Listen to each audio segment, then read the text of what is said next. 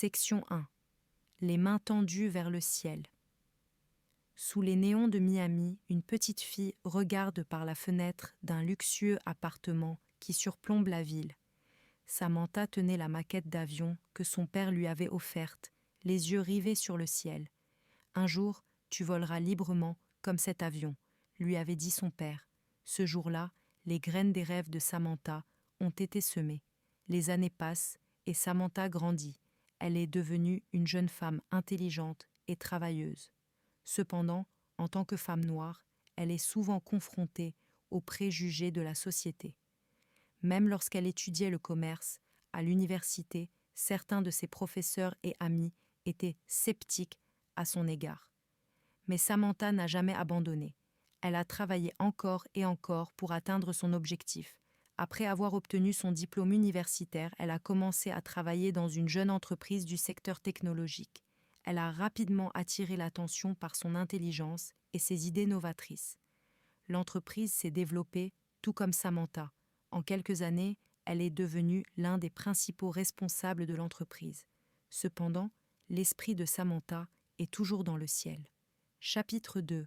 L'ombre du jet privé, l'humiliation aux aiguilles fines. Samantha entre dans le terminal des jets privés de l'aéroport international de Miami, vêtue d'un costume d'affaires coûteux et d'une mallette en cuir. Le jet privé de sa société l'attend sur le tarmac avec son fuselage brillant. Ce jet n'était pas seulement un moyen de transport, mais aussi un symbole tangible des années de lutte, de persévérance et de succès de Samantha. Cependant, lorsque Samantha est entrée dans l'aéroport, l'atmosphère du terminal a soudainement changé. Le regard du personnel navigant devient froid et sceptique. En particulier, l'expression du visage du capitaine Thomas Sanders a profondément blessé Samantha. Sanders était un pilote respecté, avec 20 ans d'expérience. Mais à ce moment-là, ces années d'expérience ont été remplacées par une insulte intelligente et subtile.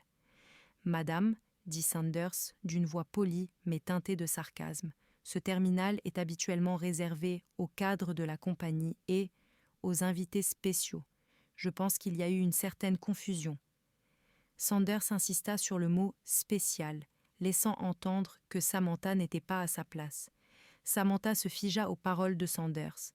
Il ne s'agit pas d'un simple malentendu.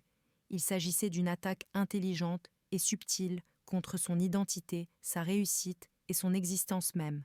Après des années de lutte, elle refuse d'être humiliée simplement à cause de sa race et de son sexe. « Capitaine, » dit Samantha d'une voix calme mais ferme, « ce jet m'a été attribué par ma compagnie. Veuillez vérifier les documents de vol. » Sanders regarde Samantha avec un sourire poli. « Bien sûr, madame, » dit-il. « Cependant, sans les documents attestant que ce jet vous a été attribué, nous ne pourrons pas commencer le vol. Vous savez, la sécurité est primordiale sur ce type de vol. Et, bien sûr, nous devons vérifier l'aptitude de chaque passager. » En utilisant le mot « éligibilité », Sanders se demandait si Samantha était éligible pour ce vol. À ce moment-là, la colère de Samantha était prête à exploser comme un volcan. Mais elle n'a pas l'intention de céder à sa colère. Gardant son calme, elle a appelé son avocat et lui a expliqué la situation. L'avocat a dit à Samantha de rester calme et que les documents seraient livrés à l'aéroport dès que possible. Pendant 1 heure, Samantha attend, assise sur l'un des sièges du terminal. Pendant tout ce temps, elle entend les chuchotements de l'équipage et reconnaît les regards curieux et moqueurs des autres passagers.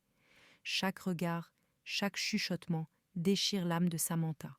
Finalement, l'avocat de Samantha apporte des documents prouvant que la compagnie lui a donné le droit d'utiliser le jet. La confusion et l'embarras se lisent sur les visages de l'équipage, comme dans un film.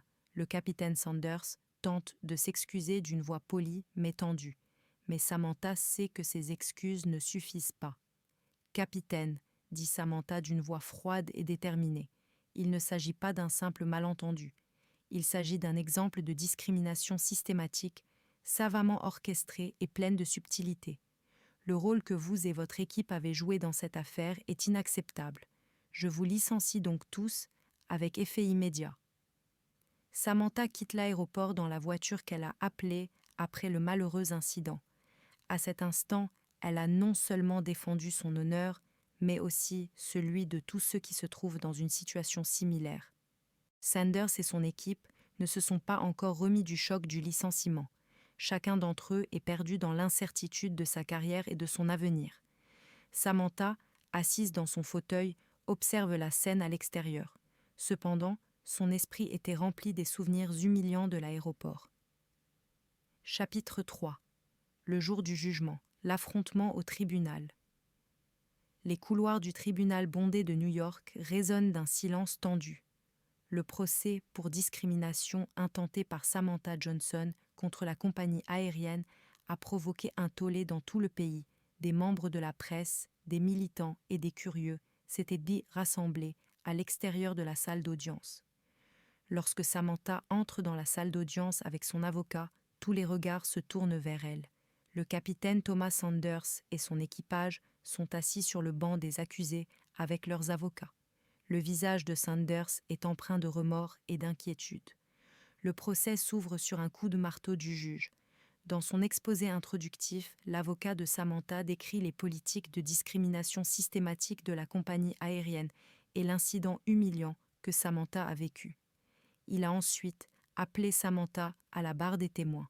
Lorsque Samantha s'est présentée à la barre, sa voix tremblait, mais elle était déterminée. Elle a décrit son expérience humiliante à l'aéroport dans les moindres détails. « Mon histoire, dit-elle, n'est pas seulement la mienne.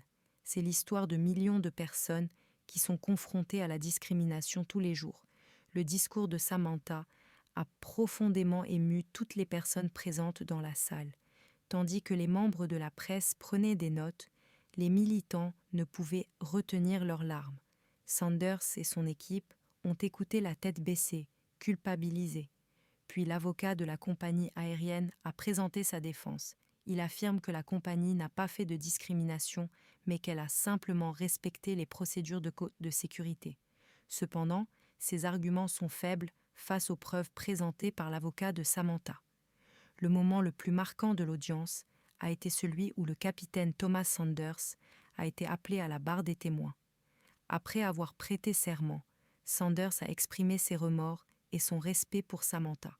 « Ce jour-là, dit-il, j'ai réalisé à quel point j'avais été aveuglé par mes préjugés. Je présente mes excuses à mademoiselle Samantha. » Les aveux de Sanders ont provoqué une grande consternation dans la salle d'audience. L'avocat de la compagnie aérienne tente de réfuter le témoignage de Sanders, mais sans succès. À la fin de l'audience, le juge annonce sa décision. Il a reconnu la compagnie aérienne coupable de discrimination et l'a condamnée à verser à Samantha un important dédommagement. Il a également décidé que la compagnie devait modifier sa politique antidiscriminatoire et dispenser une formation obligatoire à tous ses employés. La salle d'audience a résonné d'applaudissements à l'annonce du verdict. Samantha, en larmes, a serré son avocat dans ses bras. Sanders et son équipe se sont également approchés de Samantha et lui ont présenté leurs excuses. Samantha regarde Sanders et sourit. « Ce n'est pas grave, capitaine, » a-t-elle dit. « Nous commettons tous des erreurs. L'important, c'est d'apprendre de nos erreurs et de changer. » En quittant la salle d'audience, Samantha a levé les yeux au ciel. À ce moment-là, elle n'avait pas seulement gagné une affaire, il a déclenché une révolution. Chapitre 4. La naissance du show Fly High, voler haut.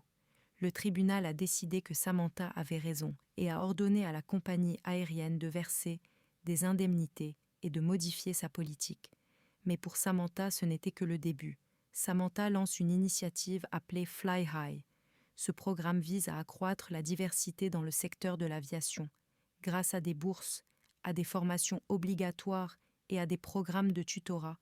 Il a permis à des jeunes issus de milieux différents d'accéder à des carrières dans l'aviation. Un jour, une jeune femme assise dans le siège du pilote s'est tournée vers Samantha et lui a souri. « Grâce à vous, j'ai réalisé mes rêves, » dit-elle. Samantha la regarde et sourit. « C'est grâce à vous que j'ai réalisé mes rêves, » dit-elle. Nous pouvons tous voler plus haut maintenant. L'histoire de Samantha Johnson n'est pas seulement une histoire de réussite, mais aussi une histoire d'espoir et de changement. Grâce à elle, le ciel est désormais plus ouvert et plus libre pour tous.